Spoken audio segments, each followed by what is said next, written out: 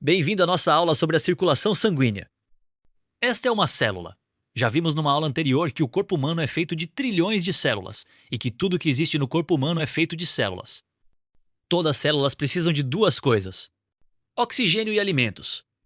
E produzem duas coisas: gás carbônico e lixo. Lixo é modo de falar. Na verdade, são restos e sobras do funcionamento da célula e que precisam ser jogados fora pela célula. Em aulas passadas, vimos que as células se dividem.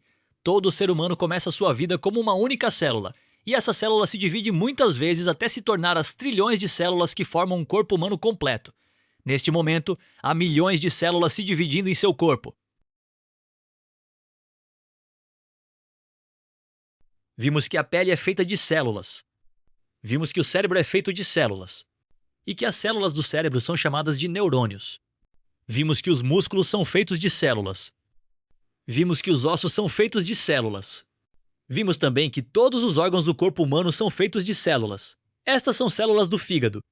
Vimos também como é o sangue quando visto através de um microscópio. Vimos que o sangue é feito de um líquido amarelado chamado plasma, e também de células, como as células vermelhas e as células brancas. As plaquetas não são células, são partes de células, e têm função de parar sangramentos. Já a função das células vermelhas é transportar oxigênio pelo corpo, e células brancas são os soldados do corpo. Isto é, as células brancas protegem o corpo contra doenças e invasores. Estas são as células vermelhas. A função delas é transportar oxigênio pelo corpo. Aqui, vemos um vaso sanguíneo passando no meio de várias células. O sangue entrega oxigênio e alimentos a essas células. Por sua vez, as células entregam ao sangue o gás carbônico e o lixo que elas produzem. Assim, vemos que o sangue novo, que tem cor mais clara e está cheio de alimentos e oxigênio, se transforma em sangue velho, cheio de gás carbônico e do lixo que as células produzem. Este vídeo gravado no microscópio mostra o que recém vimos. O sangue passa entre as células entregando às células oxigênio e alimentos e retirando das células o gás carbônico e o lixo que as células produzem. Como já vimos, além das células vermelhas, o sangue também contém as células brancas. A função das células brancas é defender o corpo contra câncer e invasores. Neste vídeo, vemos uma célula branca perseguindo uma bactéria. A bactéria é um ser invasor em seu corpo e precisa ser destruída antes que cause uma infecção, o que pode ser fatal. É por causa de células brancas como esta que não morremos quando alguma bactéria entra em nosso corpo através de algum ferimento.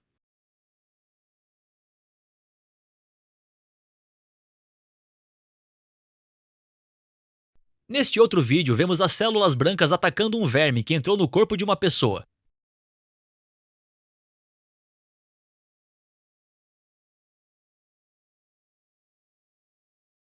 Todas as células do sangue e também as plaquetas são produzidas dentro do osso, na medula óssea.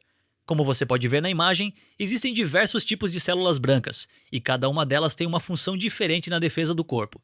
As células brancas também são chamadas de leucócitos. Os vasos sanguíneos mais fininhos são chamados de capilares, porque esses vasos sanguíneos são tão finos quanto um fio de cabelo. Este é um desenho de um mosquito sobre a pele humana tomando sangue de um capilar. Geralmente, o sangue é retirado do corpo humano através de uma veia. Depois, se você colocar esse sangue numa centrífuga que gera muito rápido, esse sangue irá se separar em seus diferentes componentes. Note que essa centrífuga não é a ideal nem é usada em laboratórios, pois é uma máquina de lavar roupa. Após passar por uma centrífuga, o sangue fica assim. Na parte mais de cima, fica o plasma, que é o líquido do sangue. O plasma é composto de água e de diversas substâncias. Abaixo do plasma ficam as células brancas e as plaquetas, e mais abaixo ficam as células vermelhas. Por meio deste exame, os médicos conseguem dizer se a quantidade de células vermelhas no sangue está boa. Este exame é chamado de hematócrito. Um método muito interessante de vermos os vasos sanguíneos do corpo humano é chamado plastinação. Neste método, é injetado um líquido dentro das veias e artérias de um cadáver. Esse líquido endurece e vira sólido. Depois, o corpo é dissolvido usando produtos químicos, e tudo o que sobra é aquele líquido que endureceu dentro das veias e artérias. Esta é a plastinação de uma cabeça. Note quantos capilares a cabeça tem. Lembrando que capilares são esses vasos sanguíneos tão finos quanto fios de cabelo. Esta é uma mão plastinada, mostrando as artérias, veias e capilares. Este é um pé plastinado. Agora, vamos mudar de assunto. Você sabia que é possível sentir seu coração batendo se você colocar o dedo em cima de uma artéria de seu pulso? No pescoço tem uma artéria chamada artéria carótida. Essa artéria leva sangue novo e cheio de oxigênio diretamente do coração para o cérebro. Ela é representada com a cor vermelha e existe dos dois lados do pescoço. Se essa artéria for cortada, o sangue esguicha como se fosse uma mangueira e a pessoa desmaia na hora por falta de sangue no cérebro. Perto da artéria carótida está a veia jugular. Essa veia traz o sangue velho da cabeça de volta para o coração. A veia jugular também existe dos dois lados do pescoço. Podemos sentir o coração batendo se colocarmos o dedo em cima da artéria carótida, que está levando sangue novo e cheio de oxigênio ao cérebro. Na verdade, existem duas artérias carótidas, uma de cada lado do pescoço. O responsável por fazer o sangue circular pelo corpo é o coração. Seu coração é mais ou menos do tamanho do seu punho fechado e fica embaixo de um osso chamado externo. O coração é um músculo feito para bombear o sangue pelo corpo. Se cortarmos o coração no meio, veremos que o coração tem duas divisões. Em outra aula, aprenderemos o porquê disso. Este é um coração batendo numa máquina. Quando está dentro do corpo humano, não conseguimos controlar diretamente o ritmo dos batimentos do coração. O coração é um músculo involuntário. Ele é controlado pelas emoções e não pela vontade. Quando estamos nervosos, o coração bate mais rápido. Mas podemos diminuir o ritmo do coração se nos acalmarmos. Isso pode ser feito respirando lentamente e inflando bastante os pulmões. A respiração abdominal, também chamada respiração diafragmática, é a melhor respiração que existe para se acalmar. Fazemos ela ao inflar a parte de baixo da barriga. Essa respiração leva muito oxigênio ao cérebro, deixa a pessoa mais alerta e mais calma. Coloca a sua mão na barriga, só para você perceber para onde vai sua mão quando você inspira. Às vezes ela vai para dentro, né? Sua mão vai para dentro quando você inspira, só que deveria ir para frente, expandindo. Então isso é a respiração diafragmática. Essa é a técnica de respiração que cantores, pessoas que usam pleno potencial pulmonar usam. E daí você vai fazer a respiração diafragmática respirando da seguinte forma que eu vou dizer agora. Inspiração, 4 segundos. Segurar a respiração, 4 segundos. E expirar, 4 segundos. Aí você vai contar 4, 4, 4. Aí você vai fazer 10 vezes. Se você faz 10 vezes essa respiração diafragmática, o seu batimento cardíaco vai diminuir. Você vai ficar mais tranquilo, menos ansioso, vai conseguir performar melhor. No nosso corpo, existem dois tipos de grandes vasos sanguíneos, as artérias e as veias. Qual é a diferença entre elas? As artérias levam o sangue novo e cheio de oxigênio do coração para as pernas, braços, cabeça e órgãos. As artérias precisam ser grossas, pois o sangue vem com pressão bastante grande do coração para os membros e órgãos. O sangue das artérias é de uma cor vermelha clara e é chamado de sangue arterial. As artérias são representadas com a cor vermelha. Já as veias trazem o sangue velho e cheio de gás carbônico e sujeira das células de volta para o coração. Esse sangue tem uma cor vermelho escura e sai das pernas, braços, cabeça e órgãos para retornar ao coração. As paredes das veias são mais finas que as das artérias, pois não precisam aguentar tanta pressão. O sangue das veias tem uma cor vermelho escura e é chamado de sangue venoso. As veias são desenhadas com a cor azul, mas a cor real delas não é essa. O coração tem tanto artérias quanto veias.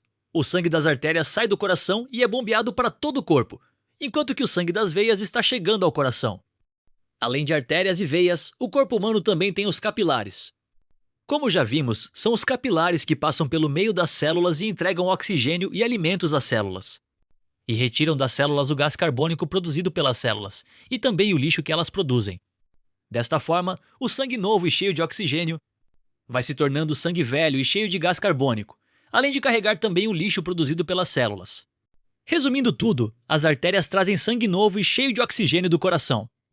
Esse sangue novo entra nos capilares e passa entre as células. À medida que o sangue novo vai passando entre as células, ele se transforma em sangue velho.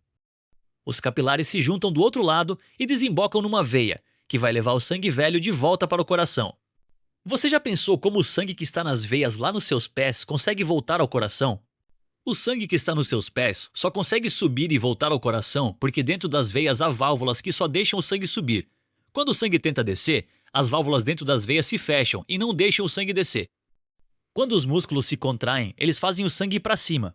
É por isso que quando você fica muito tempo em pé parado, você tem vontade de mexer as pernas. É para forçar o sangue que está nas suas pernas a subir de volta ao coração. É por isso também que as pessoas gostam de se sentar com pernas em cima de uma cadeira. Isso ajuda o sangue a retornar ao coração. Agora, falaremos um pouco sobre problemas de saúde. Um desses problemas é a obesidade. Pessoas gordinhas tendem a ter mais problemas de coração, pois o coração precisa fazer mais força para empurrar o sangue a um corpo maior. Além disso, a obesidade favorece o colesterol e o entupimento das artérias. Falando em entupimento das artérias, você sabe o que é o AVC? AVC significa acidente vascular cerebral. Existem dois tipos de AVC, o AVC isquêmico e o AVC hemorrágico. Nesta imagem vemos o AVC isquêmico. Ele acontece quando uma artéria do cérebro entope e não consegue levar sangue a uma parte do cérebro. O problema é que, sem sangue, os neurônios do cérebro começam a morrer. O AVC é um caso sério e precisa de hospitalização urgente. Os principais sintomas do AVC isquêmico são boca torta, perda de força ou formigamento em um lado do corpo, dificuldade de fala, visão turva e desequilíbrio. Se não tratado com urgência, o AVC isquêmico pode ser fatal. Já o AVC hemorrágico é quando uma artéria do cérebro estoura. Neste caso, parte do cérebro também fica sem sangue, o que causa a morte dos neurônios. Os principais sintomas do AVC hemorrágico: dor de cabeça fortíssima, enjoo, vômitos, fraqueza num lado do corpo, dificuldade de falar, desequilíbrio e desmaio. Embora o AVC aconteça mais em idosos, ele pode acontecer em qualquer idade. Agora veremos outro problema de saúde muito sério chamado infarto. O infarto e o AVC são as principais causas de morte no Brasil. Por que o infarto acontece? Você sabe que o coração é um músculo. As células do coração precisam de muito sangue e oxigênio para funcionar. Quem leva sangue para essas células do coração são as artérias coronárias, que são essas artérias aí que estão na superfície do coração. Acontece que às vezes essas artérias entopem e o sangue não consegue passar por elas para alimentar as células do coração. O resultado é que o coração pode parar, e isso pode ser fatal.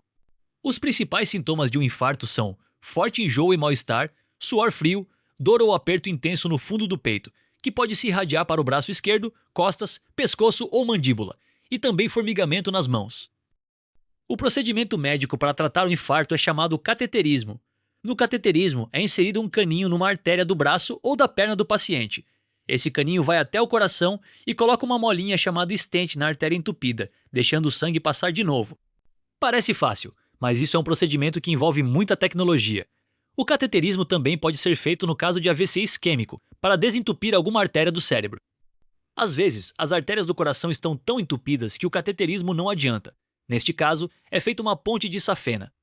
Veja que esta artéria do coração está muito entupida. Então se retira um pedaço de uma veia chamada safena da perna do paciente e se coloca no coração.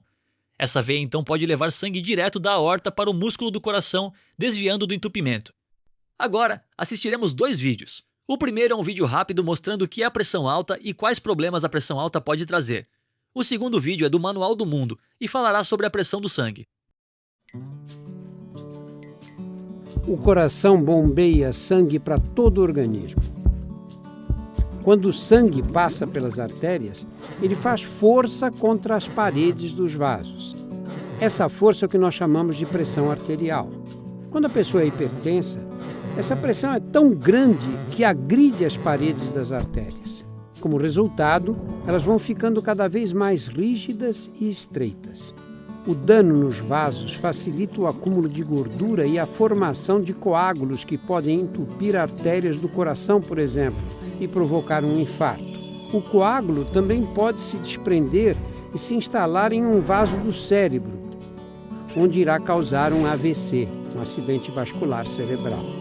O aumento da pressão também causa lesões nas artérias dos rins, que vão perdendo progressivamente sua capacidade de filtrar o sangue. Com o tempo, pode-se instalar a insuficiência renal. Não subestime a hipertensão. Adote um estilo de vida equilibrado e tome os medicamentos prescritos com disciplina.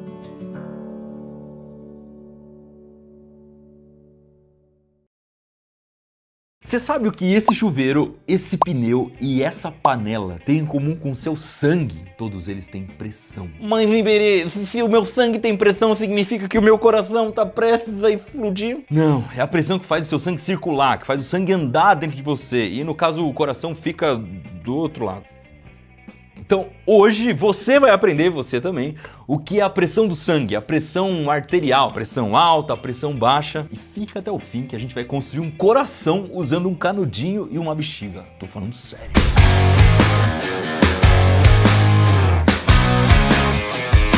Faz alguns dias que mudaram os números da pressão alta. Você ia no posto de saúde, alguém media a sua pressão, tava dando ali 12/8 e você saía muito feliz e tranquilo porque tava com a pressão normal. Só que agora mudou e 12/8 já é uma pré-hipertensão, ou seja, uma quase pressão alta. Mas o que significa isso? O que significa eu ter pressão alta? Antes de qualquer coisa, a gente tem que entender o caminho que o sangue faz dentro do nosso corpo. Esse é o sistema circulatório, é o caminho que o sangue faz dentro de você, e se eu estivesse assistindo esse vídeo, já dava um joinha agora, porque esse desenho tá legal pra caramba. Vou começar por aqui, tá? Esse aqui é o seu pulmão. Quando você respira, você pega o oxigênio do ar. Esse oxigênio serve pra quê dentro do pulmão? Para entregar para o seu sangue. Sim, você nunca parou para pensar na função do pulmão, é isso que ele faz. Ele pega o oxigênio do ar e entrega para o seu sangue. Do pulmão, esse sangue vai sair e ele vai até o seu coração. O coração funciona como uma bomba, ele empurra o sangue, ele faz o sangue circular. Então esse sangue cheio de oxigênio chega no coração e é mandado para o seu corpo inteiro. Eu desenhei em vermelho de propósito aqui, porque o sangue, quando tem mais oxigênio, ele fica com um vermelho mais vivo, mais forte. Saindo do coração, esse sangue cheio de oxigênio vai ser distribuído pelo seu corpo inteirinho. E esses caminhos que levam o sangue saindo do coração, a gente sempre chama de artérias. E as artérias, para chegar em todos os pontos do seu corpo, elas vão ficando cada vez mais fininhas, vão se espalhando como se fossem as raízes de uma árvore. Até que lá no final, quando a artéria já está bem fininha, mas bem fininha mesmo, o sangue entrega o oxigênio para suas células. O nosso corpo precisa de oxigênio para que as células funcionem. Nesse momento, a célula puxa o sangue de lado e fala assim: ô, seu sangue, já que você está passando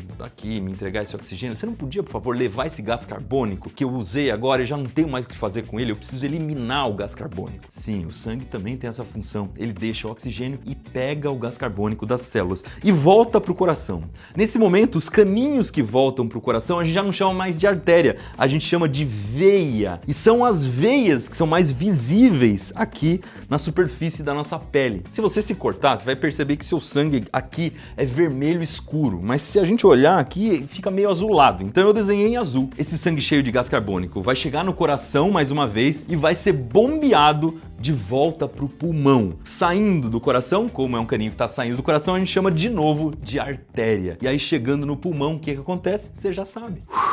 Você solta o gás carbônico que veio de lá das suas células e pega de volta o oxigênio e o ciclo começa tudo de novo. Isso acontece no nosso corpo o tempo inteiro, 24 horas por dia, não pode parar de jeito nenhum. Por isso que quando alguma pessoa tem uma parada cardiorrespiratória, ou seja, o coração para e aí não tem mais essa troca de oxigênio, gás carbônico, as células ficam desesperadas, ela precisa de uma reanimação, de uma massagem cardíaca, respiração boca a boca para forçar o sistema circulatório a funcionar. Uma curiosidade muito legal que tem nesse livro, Meu Caderno de Atividades do Corpo Humano, que é um dos livros do Manual do Mundo que talvez você nem sabia que existisse, é que esse caminho que o sangue faz do coração até a ponta do pé e voltar demora 16 segundos mais ou menos. Para crianças que querem saber mais como funciona o corpo humano, esse livro é indicado de 5 a 9 anos. Se for mais que isso, eu já indico o grande livro de biologia do Manual do Mundo, que também tem essas informações e muito mais, praticamente até o vestibular. Os links para os livros estão aqui na descrição, tá? Mas a dúvida que fica agora é o seguinte: como é que o coração consegue bombear o sangue? O que tem dentro do coração? Tem um Arduino controlando válvulas ali, um pistão que empurra o nosso sangue feito na impressora 3D? Agora chegou a parte de construir o coração em casa pra gente entender. Experiência legal pra feira de ciências, hein, ó. São 3 potes de vidro, você pode usar o pote que você quiser aí, mas o ideal é que pelo menos o copo do meio, que vai ser o coração mesmo, ele tenha a boca mais larga, tá? Eu também vou usar 5 bexigas, 3 canudinhos desses mais grossos, corante vermelho pra representar o sangue, não vai me usar o sangue de verdade, tá? E fita isolante. Primeira coisa que eu vou fazer é juntar 2 canudinhos com a fita isolante pra formar uma espécie de V aqui, e aí as 2 pontas alcançam no fundo dos 2 potes. Em seguida eu vou cortar o pescoço de 2 bexigas para fazer as válvulas do coração. Essa parte que eu cortei, eu dobro para dentro e tampo com fita adesiva, então ela foi remendada. E aí eu faço um furinho aqui na borracha, onde eu vou encaixar o canudinho. Pode ser um furo bem apertado, que é para o canudinho encaixar bem justo, e eu coloco ele até o fim. Olha que legal o efeito. A borracha tá pegando aqui na ponta do canudo. Quando eu assopro, o ar empurra a borracha e tudo bem, consegue sair. Se eu chupar, não vem. É impossível. Então, O fluxo aqui dentro consegue ir numa direção, mas não consegue voltar. Isso aqui é uma válvula. Na ponta do canudinho que sobrou, a gente faz exatamente a mesma coisa. Então eu tenho um V aqui de ponta cabeça, que tem uma válvula, e eu tenho uma espécie de L que também tem uma válvula. Agora vamos fazer o coração com a bexiga que sobrou. Eu vou cortar mais uma vez o pescoço dela, só que um pouco mais para baixo. Eu preciso ter uma parte mais estreitinha aqui, tá? E o que eu vou fazer? 2 furinhos na parte de cima, que é para passar os canudos. Bem pequenininho, que é para passar apertado mesmo. Quase você não consegue ver os furos. Em um desses furos, eu já passo aquele V de ponta cabeça. Essa válvula, ela vai ficar dentro do pote que vai ser o coração. Então eu já coloco de um jeito aqui, em que eu consigo fechar o pote com a bexiga. Vou passar uma fita aqui que é para prender bem a bexiga na boca do pote, tá? Ó, então agora a gente tem aquele V de ponta cabeça aqui e no outro furinho, que dessa vez eu fiz bem pequeno mesmo, eu vou colocar o outro canudo, só que a válvula tá pro lado de fora, tá? Então vamos encaixar aqui. É isso, temos um coração. Recapitulando, um V de ponta cabeça com uma válvula na ponta e aqui um L com uma válvula na ponta também. Tudo isso aqui tá vedado, tá? O pote do meio ele tá totalmente fechado. Vamos botar sangue no sistema então. Um pouquinho de corante vermelho aqui e água. Hora da verdade agora, hein? Vamos ver se a gente consegue fazer esse coração ter vida. Para isso eu vou apertar essa bexiga, exatamente o que o nosso coração faz, ele aperta. Só que por causa das válvulas, o fluido, que é o sangue, né? Nesse nosso caso aqui vai ser a água vermelha, só consegue ir em uma direção. Então o único jeito da água se movimentar aqui é caminhando no sentido desse pote para esse e desse para esse, porque as válvulas não vão deixar acontecer outra coisa. Então quando eu aperto, o ar sai por aqui e a água vai querer entrar por aqui, ó. Olha que belezinha. Ó, o sangue chegando no coração. Lógico que vai funcionar melhor quando o coração encher de sangue. Mas o meu bombeamento já começou a funcionar. Ó, o sangue chegando. Olha a circulação.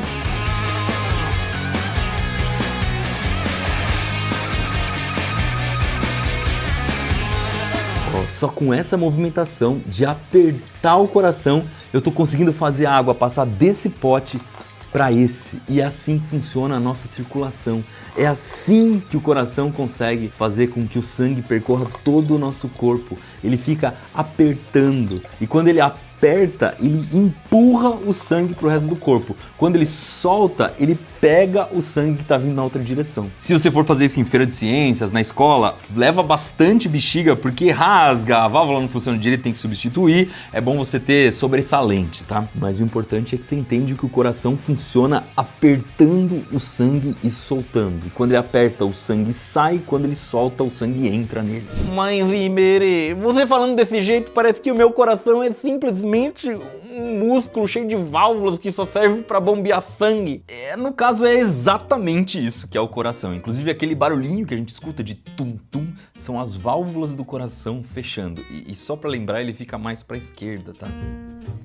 Tudo lindo, mas que pressão alta e pressão baixa tem a ver com isso aqui? Antes de contar isso, só preciso confessar uma coisa, que isso aqui é meio coração, tá? Olhando o desenho aqui, você percebe que o coração, ele empurra sangue de um lado, mas também empurra do outro. Então é como se fosse 2 bombas em uma, 2 daqueles esquemas que eu fiz ao mesmo tempo. A pressão do sangue, então, é a força que o coração faz para empurrar o sangue para as artérias. É por isso que se chama pressão arterial. Preciso confessar para vocês que eu tô com dó de apagar esse desenho, ele tá muito lindinho.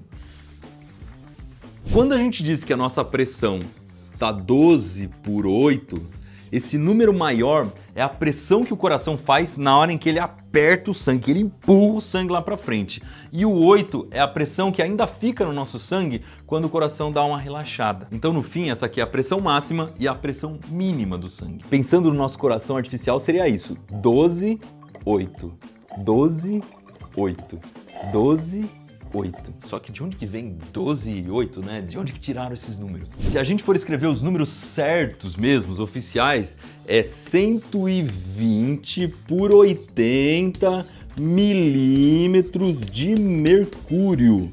Esse Hg é o mercúrio na tabela periódica. Esse milímetro de mercúrio é uma medida de pressão mesmo. É a pressão, é a força que uma coluna de mercúrio faria em cima de alguma coisa se a gente colocasse. Por exemplo, se você tivesse um copo com 120 milímetros de mercúrio de altura, enchesse um copo com 120 milímetros de mercúrio, é a força e a pressão que esse mercúrio ia fazer lá na base do copo. Meio esquisito, né? Mas faz sentido. Quando se começou a medir pressão, não existia esse aparelhinho bonitinho aqui, ó, com esse manômetro, com esse marcador de pressão moderno. O que se usava era uma espécie de tubo cheio de mercúrio mesmo, mercúrio, aquele metal tóxico, todo graduado aqui, mais ou menos como se fosse um termômetro que a gente tem hoje, que variava conforme a pressão. E aí você sabia a pressão da pessoa conforme os milímetros de mercúrio. Essa medida de milímetros de mercúrio é usada para várias outras pressões, por exemplo, pressão atmosférica, porque em 1600 e pouco, lá no século 17, um físico italiano chamado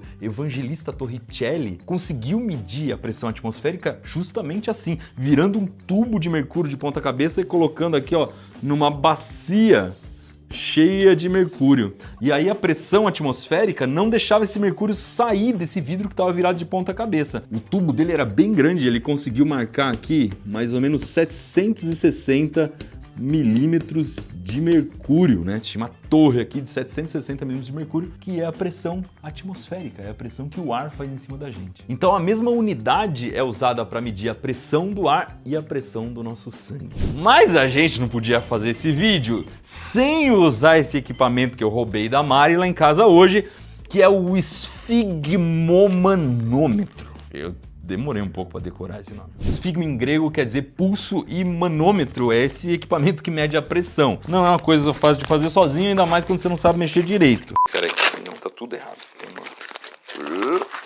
Será que vai dar certo isso? Qual que é a lógica desse negócio? Conforme eu vou apertando, eu vou injetando o ar aqui dentro. Inclusive aqui tem uma válvula muito parecida com aquela que a gente fez. Ela só deixa o ar entrar, não deixa o ar sair. E aqui tem uma torneirinha para eu aliviar o ar, tá? Então, isso aqui vai apertando meu braço cada vez mais. Vai botando pressão em volta do meu braço. Vai chegar um momento em que essa pressão é maior do que a pressão do meu sangue. E aí o meu sangue não consegue mais passar por ali. O coração não consegue mais vencer aquela pressão. Quando eu soltar o ar por aqui, esse ponteirinho ele vai começar a descer. Ele vai descendo bem lisinho, bem certinho, até que chega um ponto que ele dá uma paradinha. Quando ele dá essa paradinha, é o meu coração que está vencendo um pouco a pressão do ar daqui. Então ele vai fazer um tic. Quando ele faz esse tic, é a pressão mais alta, é aquele 12 ali, vamos ver se vai dar 12. E depois ele continua dando umas paradinhas assim, tic, tic, tic, tic. Quando ele der a última paradinha, é a pressão mais baixa. E aí ele esvazia até o fim. Vamos ver isso na prática, que já tá doendo meu braço aqui, peraí. Ó, tô soltando o ar, pode ver que ele desce lisinho. Vai chegar uma hora que ele vai dar uma paradinha. Ó, parou no 12. A última parada é a pressão mais baixa, ó. Pela minha leitura tosca aqui, deu alguma coisa, tipo 12 por 7 ou 120 por 70 milímetros de mercúrio. Vai chover de profissionais da saúde falando que eu não tirei a pressão direito, assim, mas é só para explicar como funciona. Mas é lógico que existe também, né, o esfigmomanômetro para os noobs. A galera que não sabe medir, que nem eu, assim, que é totalmente digital, que você compra prontinho, liga o bicho e... Hã? No caso, a Bia tá aí me avisando que eu já tô colocando ao contrário. Ah, tem um desenho aqui, é isso mesmo, Bia? Tem que fazer assim. É, tinha que fazer assim. Talvez no outro também devesse ficar com o braço certo aqui, vamos lá. Olha lá. Ele vai encher. E aí vai caindo a pressão. 13 por 9. Não, tá alta. A Bia, nossa roteirista, tá avisando aí atrás da câmera que não tá certo medir de pé, tem uma posição certa e tal, uma medida muito sensível. Vamos ver se melhorando a minha posição, de repente, melhora esse resultado também, né? Agora sim, chique demais, igualzinho aquela sala de enfermagem, né? Vamos lá. A medição tá bem na altura do coração. Piorou, deu 14 por 9. Enfim, né? Mas sendo muito sincero pra vocês, Eu não sei medir isso direito. Eu tô fazendo aqui só para mostrar para vocês qual é a lógica de funcionamento disso, mas tem detalhes, tem posição certa, tem uma série de coisas que são bacanas de fazer na hora que dá uma medida mais precisa, inclusive escutar o barulho do coração na hora que você tá medindo. Mas se de fato eu tiver com a pressão alta, qual que é o problema da pressão alta? O outro nome dela é hipertensão, você deve ter ouvido falar também. Significa que o seu coração tá fazendo bastante força e o sangue tá forçando as paredes ali dos vasos sanguíneos, né, das artérias e das veias, de um jeito mais forte do que deveria. O que vai acontecer com as suas artérias? As paredes delas, né, o canudinho ali, ele vai tentar se reforçar, os musculinhos que ficam ali em volta vão tentar ficar mais fortes para resistir a essa pressão, e aí diminui o espaço que o sangue tem para passar. Isso, como você deve ter imaginado, não faz bem para nada. Aumenta o seu risco de ter um acidente vascular cerebral, né, que é o famoso derrame, aumenta o seu risco de ter um infarto, aumenta o risco de ter uma série de outras doenças. Mas também existe um outro extremo, que é a pressão baixa, quando a força que seu sangue está fazendo para circular não é suficiente. Isso pode te dar tontura, desmaio, falta de concentração, porque afinal de contas o sangue precisa sim ter força para conseguir levar o oxigênio e tirar o gás carbônico ali de todas as partes do seu corpo. E aí os rins também não funcionam direito, porque o sangue precisa de pressão para passar ali e ser filtrado. O coração também vai tentar bater mais rápido para aumentar essa pressão. Resumindo, tanto a pressão alta quanto a pressão baixa, elas são um aviso de que alguma coisa não tá legal, então vale a pena você dar uma investigada. E por que os médicos mudaram o número? Porque 12/8 antigamente era normal e agora já é um número que tá meio no limite, ali já é uma pré-hipertensão. Para que a gente comece a se cuidar um pouco antes, para que as pessoas comecem a fazer exercícios físicos, comer menos sal, ter uma dieta mais saudável, para não chegar num nível mais alto de hipertensão de fato, que aí é um problema mais sério. Não é por nada não, mas se nesse vídeo você aprendeu de um jeito diferente como é que funciona o coração, como é que o sangue circula dentro do corpo, o que é pressão arterial, eu acho que você podia compartilhar esse vídeo com alguém, de repente aquela tia, o pai, a avó, que fica sempre reclamando que tem pressão alta, pressão baixa, precisa ir no médico, medir a pressão, mas talvez não saiba exatamente o que isso significa. Se você assistiu até aqui, provavelmente é porque você é uma pessoa que gosta de cuidar da sua saúde. Então eu recomendo que você assista o vídeo em que a Mari explicou como agir rápido em caso de infarto. Faz parte daquela série que ela gravou mostrando o que a gente deve fazer nessas situações limite.